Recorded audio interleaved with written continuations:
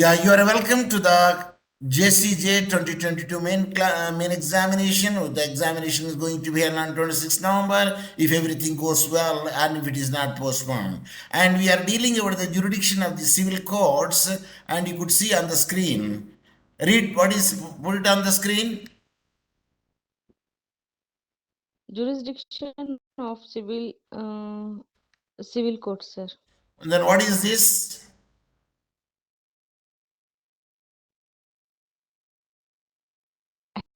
Hammer.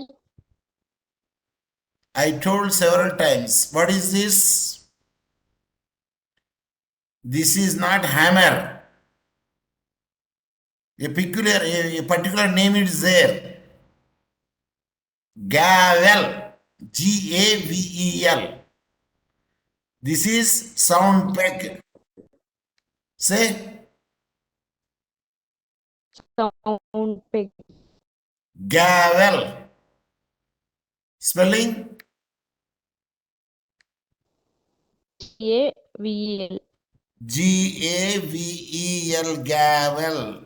Images. See, you could see now. Did you see now? Say yes. Did you see now? Yes, sir.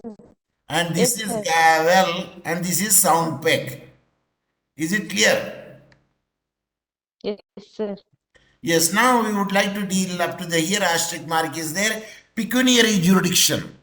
That is section 15 says, every suit shall be instituted in the court of the lowest grade competent to try it. The word competent denotes that the court must have the power to hear the case with regard to the pecuniary jurisdiction. The court of the lowest grade who has a jurisdiction with regard to the pecuniary value shall deal with the cases of first instance. What is meant by first instance court?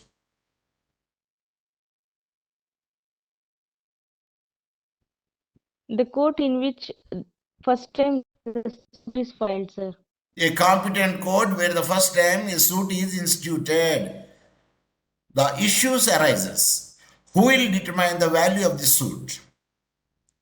Then, ordinarily, the plaintiff makes the evaluation of the suit for the purpose of determining the pecuniary jurisdiction of the court, unless it prima facie appear to the court that the violation was not done correctly. The valuation was not correctly. But it's the plaintiff who will make it out, the value of the court. Based on that thing, court fee will be paid. Am I right? Yes, sir. When the court finds that the valuation was either done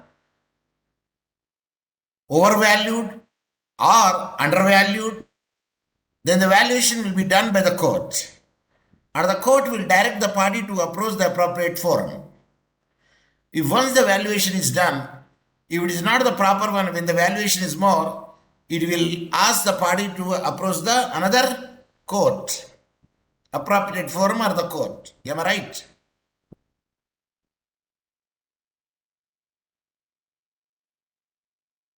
Say yes. Are you hearing me? Appropriate forum is appropriate court here. For generally the forum you will say for the consumer, but now because of the 2019 amendment, we can say in the district forum, we don't say district court, consumer district redressal court. Am I right? Participants, are you hearing me? I did not get the sound from house here. So now the jurisdiction of the court is decided by the plaintiff valuation, but not the amount for which the decree is passed. So now, how the jurisdiction of the court decided? But the valuation, but not the amount of the which the decree is passed. Let us understand from an example. If the court has a pecuniary jurisdiction of rupees, how much? 1, 10,000, 10,000 lakh, 1,50,000. And the suit for recovery of the account is filed on the valuation of the suit done by the plaintiff. The valuation was of rupees 1,50,000. Later the courts find that 2 lakhs is due. In this case, the court is not deprived its jurisdiction to pass a decree for that amount. Suppose if it is more is there, less is shown over there, doesn't matter. But more is shown over there, less is the value, then it can be the problem. It is the valuation done by the plaintiff to determine the jurisdiction of the court. But this does not mean that the plaintiff is set free to file for any arbitrary value. No. If they file it any arbitrary value, the court will not that much blind to take it. But the court will send it to the valuer and see that what is the property or dispute in the property, how much the value of it. Based on that value, the court fee stamp would be paid, and the rest of the other thing we can ask for that. And it also decides which court is having the jurisdiction up to that extent the value to entertain such a case. Am I right? Participant, are you hearing me? Say yes or no. And choose the court in which he wants to file a suit. And depending upon the jurisdiction of the case, the valuation, pecuniary jurisdiction, then the court will send to the appropriate court or forum, or whichever it is there, which is having the competence to entertain such a suit. When the court finds that the valuation is done improperly for the purpose of awarding the jurisdiction of the appropriate court, the court may inquire the plaintiff to prove the valuation done in the proper manner. See, sometimes they want to avoid the jurisdiction of a particular court, and either they will increase it or they will decrease the valuation of it, and based upon that valuation, the appropriate court, the court will decide it, which court is having a jurisdiction to entertain such a case. Based on that thing, the court will decide and send because if the pecuniary jurisdiction is more, and they will send to the different court which is having such a jurisdiction to entertain the case, the suit. So we are discussing about the valuation or the pecuniary jurisdiction of the court. Vinod, you are welcome. In primary court, what is the pecuniary jurisdiction of a primary court? Of course, it depends upon the state to state. Am I right? No, normally courts have 3 jurisdictions. Yes. Any first instant court will have 3 jurisdictions. One is the pecuniary jurisdiction, subject jurisdiction, and the territorial jurisdiction. Okay. These are 3 must for any court to conduct the trial or to take on to the trial. If any one of them is missing, then it has to go to the appropriate court who has jurisdiction. Suppose the valuation of the court plaintiff has shown more or less. At that instance, court will make order for the valuation of the court, valuation of the subject property, and at that time they can send to the appropriate court. No, it's not like that. Let's presume if any court has a pecuniary jurisdiction of only 50 lakhs.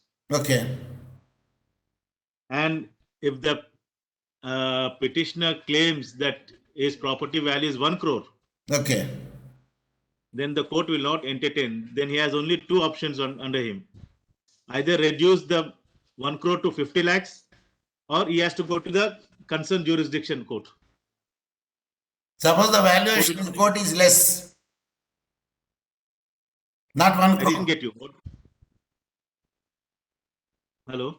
It is not 1 crore, but he has increased the valuation because he wants to see that the appropriate court is having a jurisdiction to entertain his case, but not this court.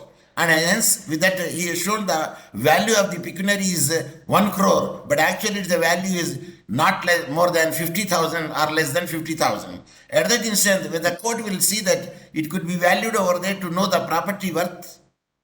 Yes, the court will look into the present market value of the property. Okay. For that, you have to get a CA certified or from a registered valuer, the property value. But in general, in the practice is concerned, the land value and the house, the residence, the home value or the house value is more, but they will register for the less value because they will pay the less registration fee stamp. That is true. That is nothing but the person who's doing is defaulting on, he is deceiving himself. He is not deceiving the government. आज नहीं तो कल उसको तो payment करना पड़ेगा. Provided the market value shown over there is the same, it's good. But if we shown the less value, the registrar will make the market value of that place. Is it not? Yes. He'll make. if the value of the property, let's say in one area it is 10,000 rupees, but you have shown in the agreement as 5,000 rupees, the registrar will not consider 5,000 rupees. The registrar will do the registration as per 10,000 rupees only. Okay. So that is about the pecuniary jurisdiction that we discussed just now. Now let us come to the point of the territorial jurisdiction, which says the section 16 to 20 of the CPC. So when you say territorial jurisdiction, it is divided into two. It is divided into, number one, suits related to the immovable property, that is section 16 to 18, and suits related to the movable property, that is section 19. And other suits comes under the section 20. So now let us see the section 16 states that the suit is related to the immovable property shall institute it where such immovable property is situated. Yes. That means if the property is in a Warangal, then Khammam court doesn't have the jurisdiction to entertain such a case. Am I right? Yes. So it takes about the institution of the suit where with respect to one, recovery of the immovable property with or without profit or rent, or next, partition of the immovable property, or foreclosure or sale or redemption in case of a charge or mortgage upon the immovable property. In all the aspects where the property is situated, that court is having the jurisdiction to entertain such a case. Is it not? Yes. And a compensation for a wrong cause to a immovable property, and the determination of any interest or rights related to the immovable property, or the recovery of the immovable property under the attachment or restraint for all the above mentioned purposes. Where the property is situated over there, that court is having the competency to entertain such a case. Is it clear? Yes. That comes under the territorial jurisdiction. When the suit is filed for the relief or compensation for wrong caused to immovable property held by a defendant or any other person on the behalf of the defendant, where the relief can be obtained through his personal attendance, then suit may be instituted in court within whose local jurisdiction. Could you explain this point, please? Which one, sir? Now, which I read, this one. When the suit is filed for the relief or compensation. When the suit is filed for the relief or compensation for wrong caused to immovable property held by the defendant or any other person on behalf of the defendant, where the relief can be obtained through his personal attendance, then suits may be instituted in a court within whose local jurisdiction, which means it says that whenever there is a compensation which has to be given, but it has been wrongfully done on an immovable property by the defendant or by any of his person, it may not be defendant, it can be on behalf of the defendant also. In such cases, though his personal attendance, then where the relief can be obtained through his personal attendance, means that the person, the attendance in the sense, the plaintiff here, through his personal attendance, the plaintiff personal attendance, the suit may be carried out in whose local jurisdiction it can come up. The point wise they have given. The property is situated. Then only that court is having jurisdiction to entertain it. If it is wrongly instituted over there, it cannot be undertaken. Yes. Number 2, bullet. The defendant voluntarily and actually resides or carries on the business or personally for gains. Even that area will come under the jurisdiction, territorial jurisdiction. Yes. And section 17 says, cases in which the immovable property is situated within the local limits of jurisdiction of the different courts. When the suit is filed for obtaining the compensation or relief for the wrong caused to immovable property situated within the jurisdiction of 2 or more courts, the suit may be filed in any court within whose local jurisdiction a portion of the property is situated, but in respect for the value of the subject matter of the suit, the entire claim is cognizable by the such court. Suppose half of the property is in one court jurisdiction, then the rest of the half of the property is in another court jurisdiction, and at the time it is a discretion given to the plaintiff to file the case in a particular jurisdiction.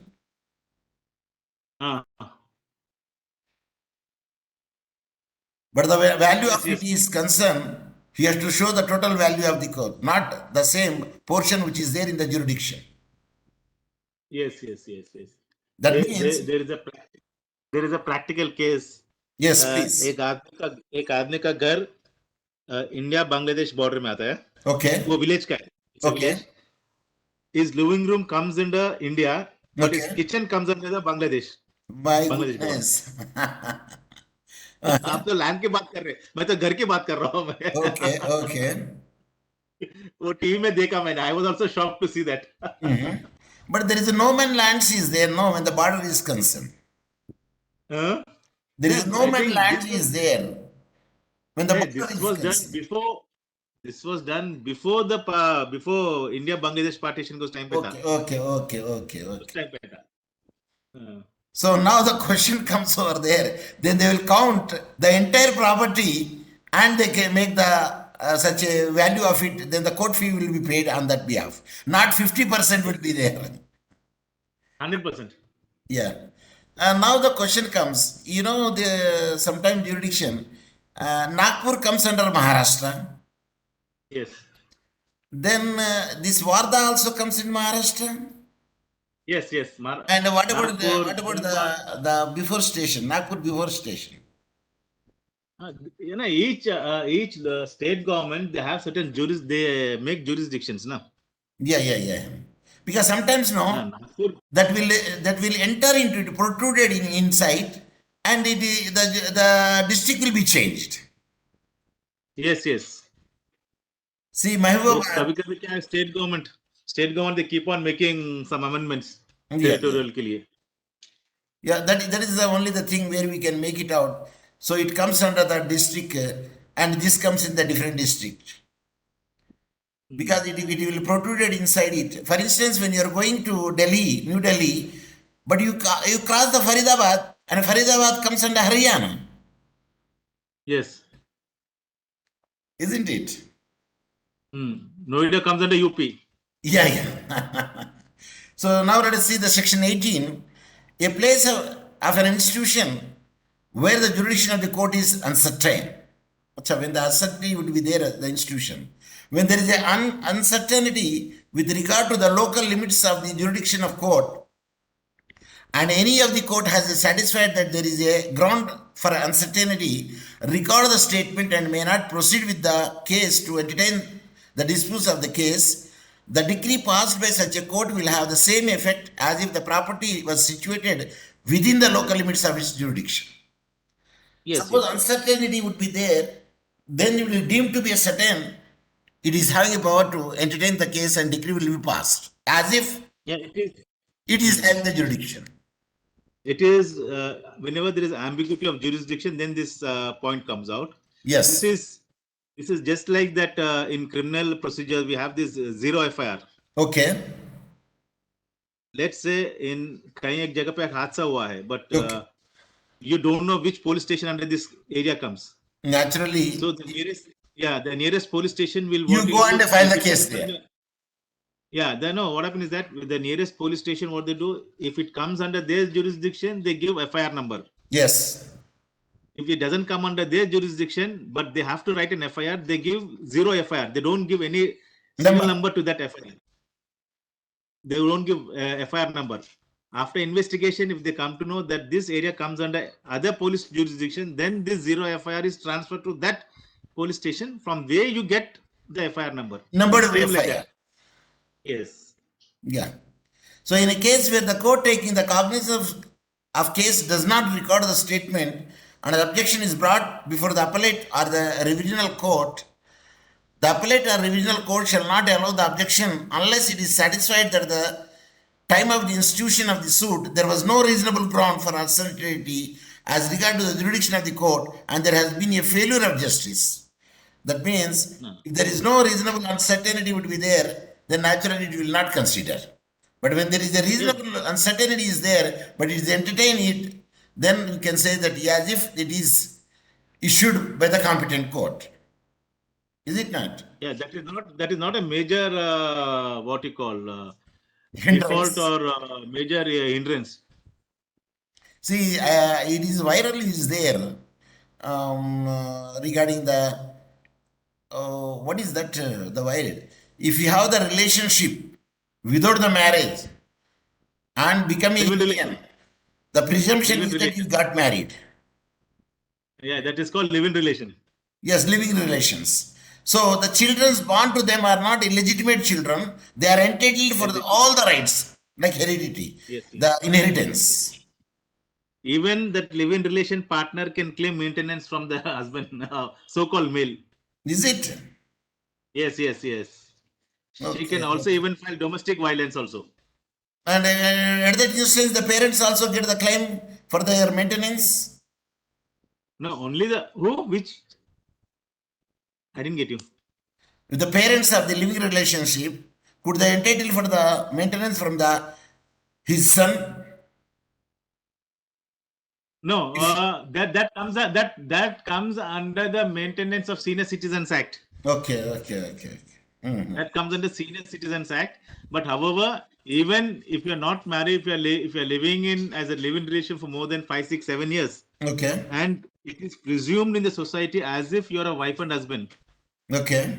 Because what happened in society is that no one keeps a marriage certificate on the wall of the living room. We are married. Naturally. People presume that these people are married. Yes. So same thing is like whenever if the either of the son or daughter doesn't take care of them, the parents have the equal rights to ask maintenance from the child. Okay. The relation is a different thing, but it is treated as they are married. Yes. Presumption is there. Yes. So section 19 suits with regard to the movable property when applicable where the suit is for the wrong caused to the person or property. So now let us see the conditions. What are they given? If the wrong was done within the local limits of the jurisdiction of a one court and the defendant voluntarily resides or carries on the business or works for the personal gain within the local limits of the jurisdiction of another court, then the plaintiff has an option to file at either court.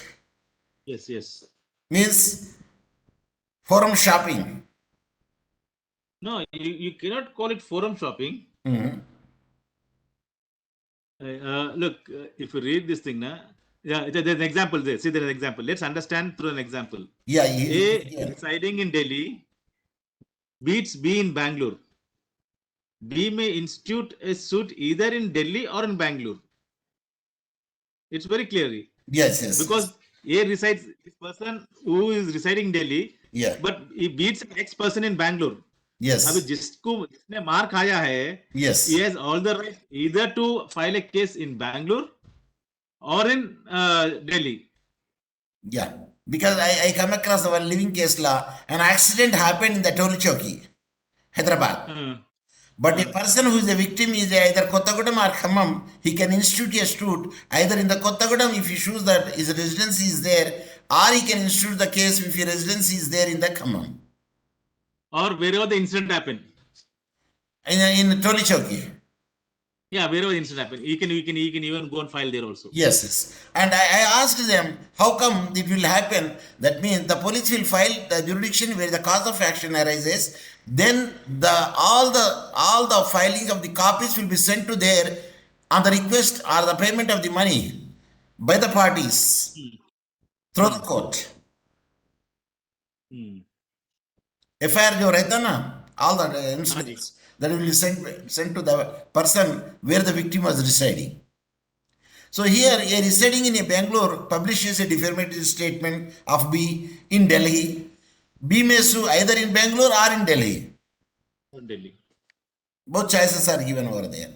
Other suits to be instituted where the defendant reside or cause of action arises, that is section 20, when there is a breach of a contract or commercial transactions.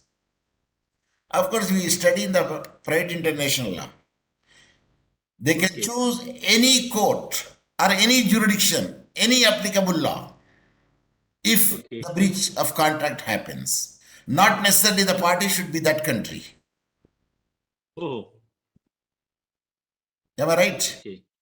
Because we study in the private international law, a party is having a right to choose the jurisdiction a parties can have a right for the applicable law when a breach happens over there. So now let us see the another conditions. If the breach of a contract was done or cause of action arises within the local limits of jurisdiction of one court, and the defendant voluntarily resides, carries on his business or works for the personal gains within the local limits of the jurisdiction of another court, the plaintiff has an option to file at either court. The same example which can make it out above. Yes, yes. Example, C is a trade Same way. in Bangalore. D carries a business in Hyderabad. D, by his agent in Bangalore, buys the goods from C, requests the C to deliver them to Amarchand company. C delivers the goods in a Bangalore. Accordingly, C may sue for the price of the goods either in the Bangalore, where the cause of action arises, or in Hyderabad, where D carry on his business. Yes, self-explanatory it is. I don't think that there needs an explanation. Am I right? Yes, sir. Okay. Now let us see the objection to jurisdiction section 21. What objection would be there? If objection related to the place of suing, number 1, pecuniary limits. Second bullet, competence of the executing court with regard to the local limits of its jurisdiction is not brought in the court at the first instance before the settlement, or in a case where the issue are settled, then no objection will be allowed by the revisional or appellate court unless there is a failure of justice. So it means where the pecuniary limit would be there. Next, competence of executing court with regard to the local limits of jurisdiction. If it is not brought over there in the first instance and before the settlement is concerned, at that instance, there is no objection will be allowed by the revisional or appellate court. It can be entertained, provided failure of justice should not be there. Only we both are there in the class today again. No matter, I teach to you, you teach to me, because we want to keep the promise, and the promises should not be broken. No, Hosea was there. Hosea was there. I don't know what happened. I want to, don't know, because there is a signal problem or any other problem would be there. That's why she missed it. That's why I'm saying, when I say participants speak, means you are only the speaking. So now I cite, but doesn't matter. Number is not important. Proceedings are more important. But आपका link, आपका WhatsApp, आपका link में तो daily 10 लोग add करते हो, कोई attend भी नहीं करते आपके इसमें. No, पता नहीं. Non-applicability, let us see, because at any time it will stop now because the end of the time. Yes. Non-applicability is concerned, then 1, territorial jurisdiction, 2, pecuniary jurisdiction, and the third, yes, 2 jurisdiction here. Non-applicability is there. In the case of the Karan Singh versus Chaman Paswan, there is a case law, when the court commits an error in entertaining the suit with regard to the pecuniary or territorial jurisdiction, then the decision given by such a court will not be void, but will be considered as an illegal exercise of jurisdiction. So the court decision is not right, but it's a illegal exercise of jurisdiction. At that instance, the decision taken by the court is valid. Okay. Only thing that the territory, it should not have done by that court because of territorial jurisdiction. But however, the proceedings, whatever I've done, they are all legally correct. Okay, but only the thing is, it doesn't have the jurisdiction to entertain it. But if it is gone to the competent jurisdiction, the same judgment will come. Am I right? Yes. So, that is curable defect to set aside a decree or an objection as the place of suing is concerned. That is section 21 capital E is concerned. No suit shall be brought up challenging the validity of a decree passed in a form or a suit between the same parties or between the parties litigating under the same title on any ground based on objection to a place of suing. It means it doesn't make any difference regarding the place of suing concern, because the judgment given is only the right, but only the jurisdiction is wrong. Yeah, is it not? Yes. Or we can say jurisdiction is illegal, because the wording used the illegal exercise of jurisdiction. So now at any time it can be stopped over there, but before it, let me make it light on the institution of suit. That is section 26 and where we can Pleadings. find pleadings, order Order 6, 6. and what are the pleadings. So before understanding the amendment of the pleadings, there is a need to explain what is pleadings and its rules. Pleadings are the statement which are the backbone of every civil suit. No civil suit will come into existence if there are no pleadings. Pleadings have been defined under Order 6, Rule 1 of the CPC, which states that pleadings shall be plaint or written statements. And a plaint is the statement filed by the plaintiff in a civil court to prove his claim, whereas a written statement. Or the statement in Order 8, Rule 1 of the CPC, which states that the defendant should file written statement in 30 days from the date of issuance of the summons. So written statement are filed by the defendant for his defense, and a plaint has not been defined in the CPC, but it can be termed as a pleading of the plaintiff from which the civil suit is initiated. So from plaintiff side we can say plaint, from the defendants we can say written statement, and these are both are called pleadings. Am I right? Yes, yes, yes. And a pleading, What we say normally, हम लोग क्या बोलते हैं, reply कर बोलते हैं उसको, अच्छा, लेमन लैंग्वेज में हम बोलते हैं अरे हमने दिया है लेकिन सामने वाला पार्टी अभी तक रिप्लाई नहीं किया. Yeah, they did not file WS, they will say. हाँ, वो एक्चुअली वो होता है. Okay, the pleadings should be properly drafted and should not contain any vague or unambiguous statements. Pleadings are those material facts which helps the plaintiff to define the cause of action and the defendant to establish his defense in a civil suit. If I say something, but if we give the answer of the different thing, it is not together if we go. Yes. Is it not?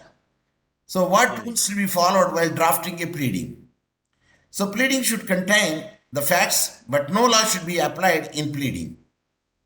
I repeat, pleading should contain the facts, but no law should be applied in pleadings. Only the court has the power to apply the law on the basis of the fact stated in the pleading. In the pleading, can't we say that, mention the section? You can mention. There is no Bar.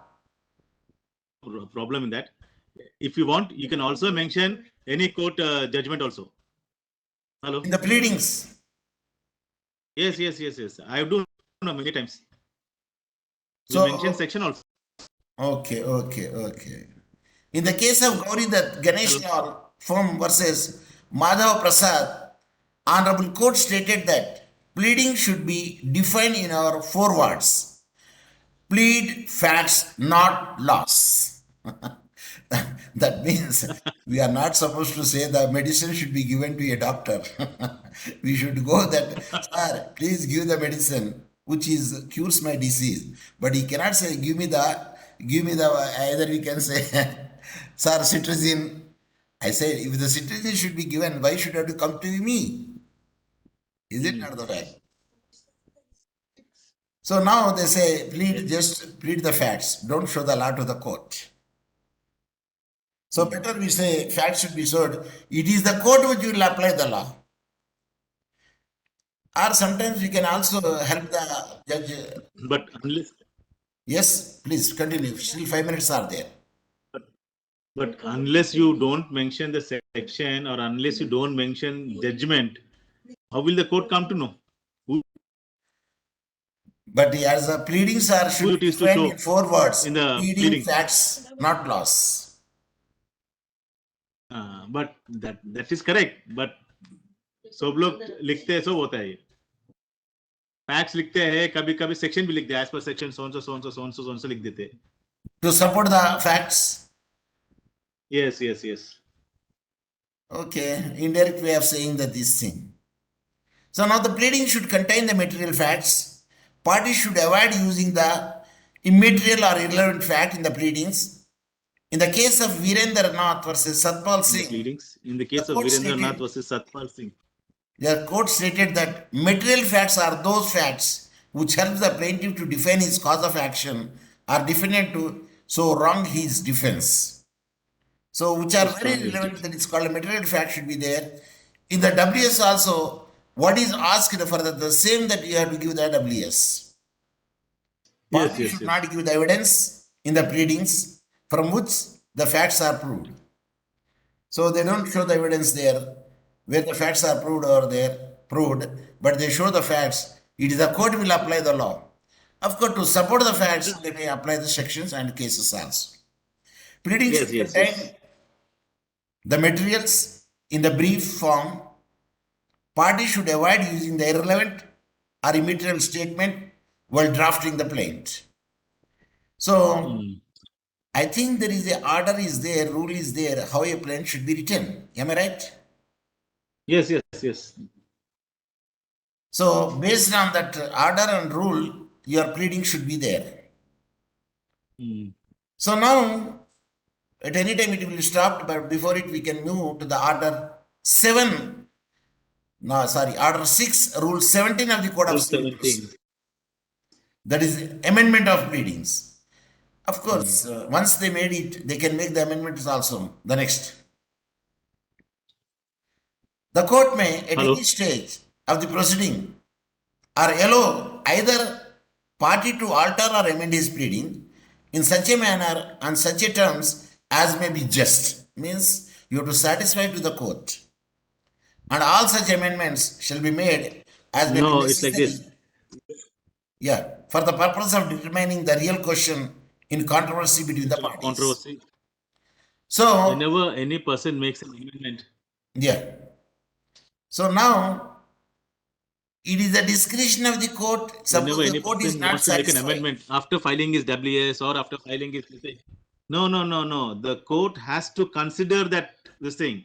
If you read this thing, paragraph 3, all such amendments shall. What is there? Means they should be mandatory. You see the word shall here? Mandatory. Shall be made. Yes, the court should take it into consideration. At the final hearing, while giving the judgment, whether the courts consider that, that's a different story. But whenever any amendment, the court should accept. The court should not reject that amendment. They should accept it. Okay, there's a Supreme Court. Yes, there's a Supreme Court guideline which is given 20 days back on amendment of pleadings. Okay. At any stage, the amendment can be done. Yes, even till the stage of judgment.